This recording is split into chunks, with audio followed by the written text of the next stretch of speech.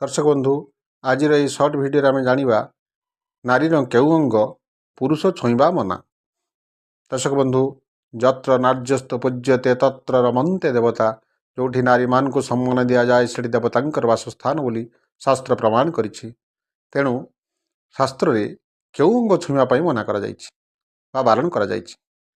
से दिन कुरुपति सभास्थल रे द्रौपदींकर वस्त्रहरण बेले दुर्योधन निर्देश रे दुशासन द्रौपदींकर केश टाणी टाणी नहीं समस्त को कष्ट देइथिले। वस्त्र हरण जेतिक हृदय विदारक थिला ताठारु अधिक दुख देइथिला केश टाणी टाणी नेबा। तेणु पुरुष नारीर सबु अंग छुई पारे भी केश टाणीबा शास्त्र रे बारण करा जाइछि। कारण दुर्योधन एइभଳି द्रौपदी को केश टाणी कष्ट देइथिबारु सेहि दिन ठारु दुर्योधन लक्ष्मी छड़ा हो जाइथिले। तेणु नारीर केश टाणिले पुरुष लक्ष्मी छड़ा हो जाए।